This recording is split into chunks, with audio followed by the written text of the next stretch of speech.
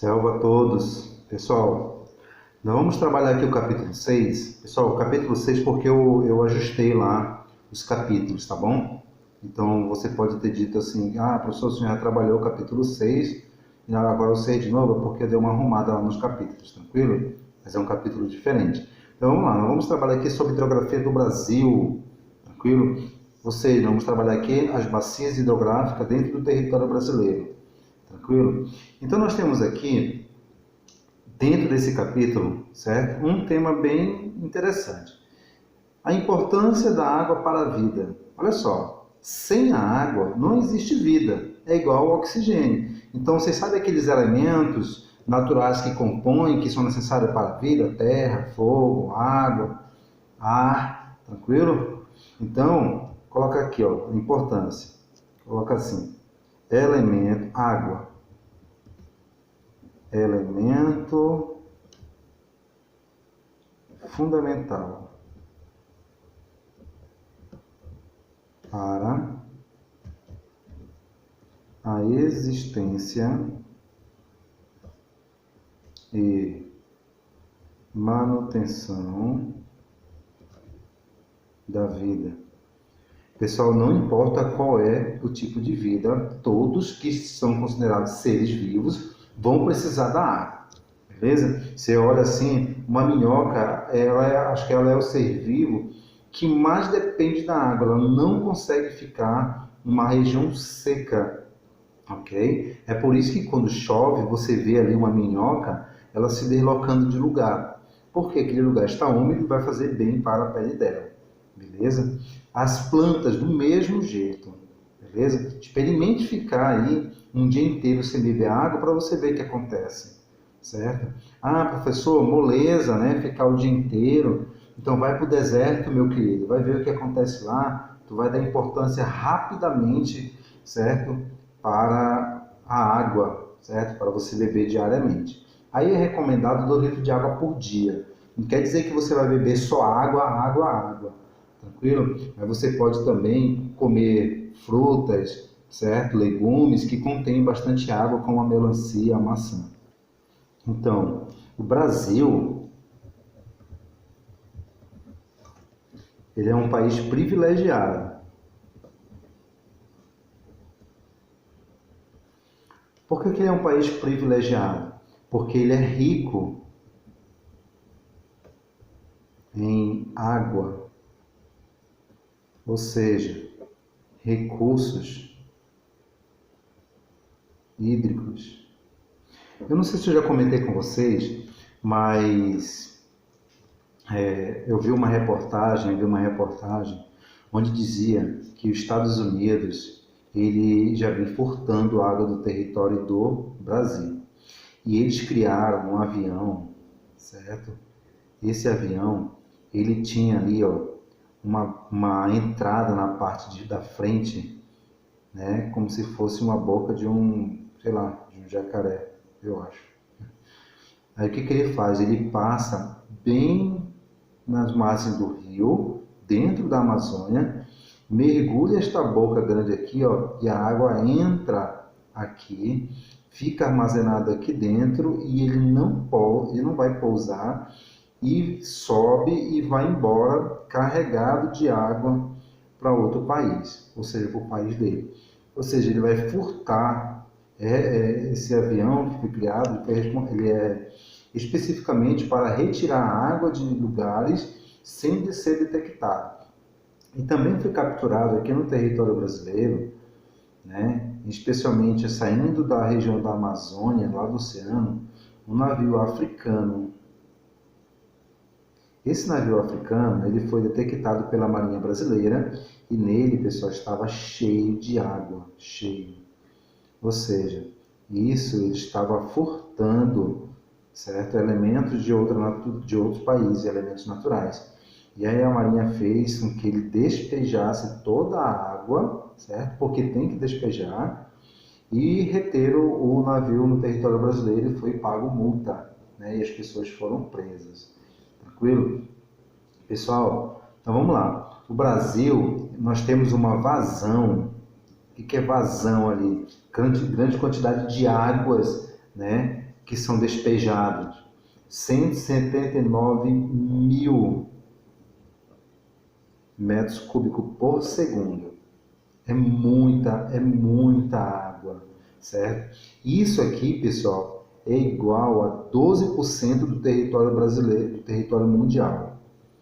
Ou seja, tudo isso aqui de vazão de água corresponde a 12% de toda a água do planeta. É muita água. Nós estamos falando só do território brasileiro, tranquilo? Se nós estivéssemos falando a vazão, né, tanto do estrangeiro, ou seja, que deságua em nosso território, mais o Brasil, aí nós teríamos o quê? 267 mil metros cúbicos por segundo. Isso aqui seria igual a 18% de toda a água mundial. Isso quer dizer que nós temos 12% só no Brasil, e pegar os rios de outros países que desaguam em nosso território, nós vamos ter aqui um total de 12%. Tranquilo, pessoal? Então, nós, brasileiros, temos grande potencial. Não tem porquê hoje você ficar sem água na cidade de Manaus. Seja lá qualquer cidade. Professor, mas eu fiquei sem água. É porque faltou energia, porque deu problema em algum motor. Mas não é porque não tem água. Não é isso, não é essa a questão. Tranquilo? Lembra, pessoal, que lá na minha cidade, quando faltava água, sabe o que a população fazia? Ia para a beira do rio, tranquilo? Para a beira do rio. E lá na beira do rio todo mundo tomava banho. Era rico, era pobre, era com carro, era sem carro. Todo mundo tomava banho porque tinha dado problema nos motores, não tinha energia, tinha acontecido alguma coisa. E as pessoas não ficavam sem água, beleza? Nós vamos dar continuidade aqui, né, sobre a bacia hidrográfica. Nós vamos colocar aqui, aspectos gerais da hidrografia brasileira. Tranquilo? Então, olha só. O Brasil ele tem uma grande vantagem. Primeira vantagem, extensão territorial. Bom, se você tem uma extensão territorial, consequentemente que você vai ter características que vão lhe proporcionar e que vão lhe dar subsídios para que você tenha riqueza naturais o suficiente, né, para suprir toda a demanda daquele determinado território. Então vamos lá. Então nós vamos ter essa grande extensão territorial. Então nós vamos ter aqui riquezas, certo? Nós vamos ter riquezas físicas. Okay? Essas riquezas físicas, nós estamos falando aqui de relevo, nós estamos falando aqui de vegetação. Esses aqui, pessoal, são fatores que vão contribuir para que o território brasileiro ele tenha aí uma grande quantidade de rios, beleza? Então, essa grande quantidade de rios aqui, certo? O Brasil tem capacidade de drenar. Então, a drenagem do território brasileiro é muito ampla. Então, nós vamos ter aqui a drenagem dos rios. Tranquilo? Professor, como o relevo? O relevo ele é responsável também pela formação dos rios. E a vegetação é responsável por conservar. Tranquilo? Conservar e dar origem às nascentes, beleza? Então imagine se você retira a vegetação, consequentemente alguma coisa vai acontecer ali com aquele rio, tranquilo? Então vamos lá. Então como o relevo do Brasil ele é completamente acidentado, vou colocar aqui, relevo acidentado. Então isso faz com que o Brasil ele tenha grandes potenciais econômicos.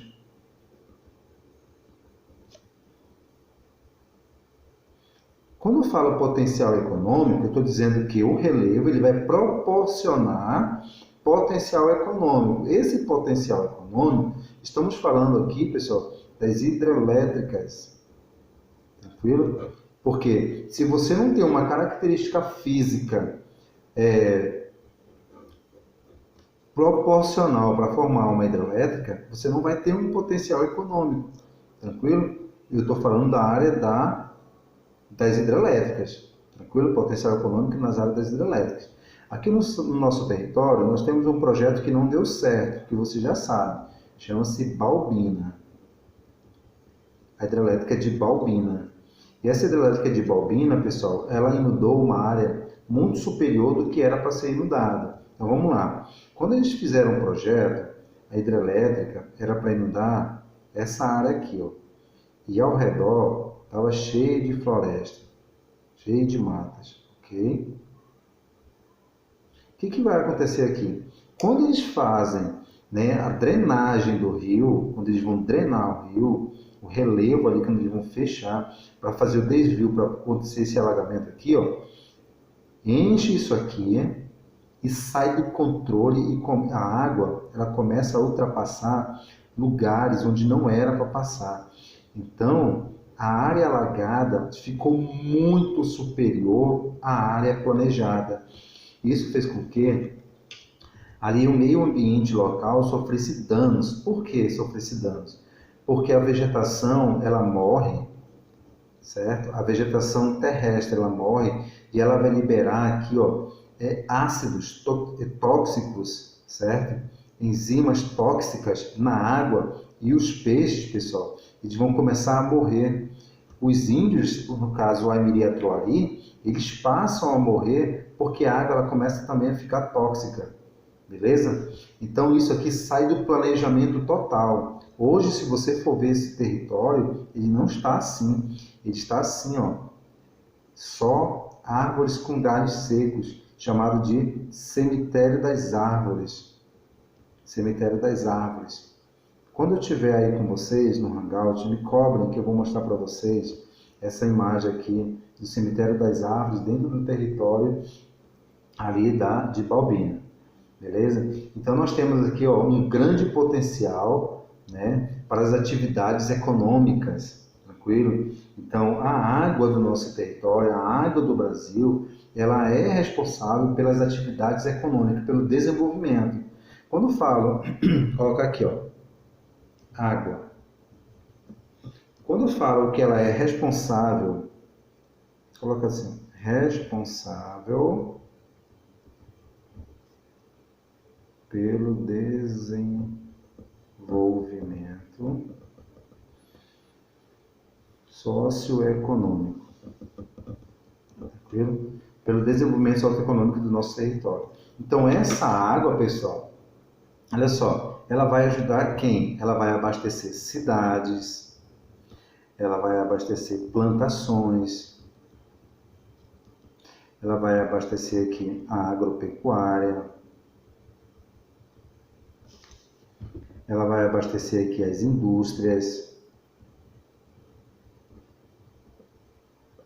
certo?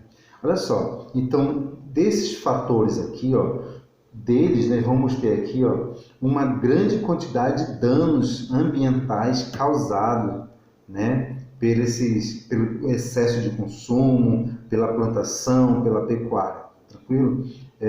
Nós vamos ver aí no decorrer do capítulo quais são esses tipos de danos ambientais, beleza? Vou colocar aqui, ó, olha só, as cidades, vou colocar assim, ó, danos, ok? As cidades, pessoal, elas vão causar danos pelo mau uso da água, pelo uso irracional. O mau uso da água e o uso irracional da água.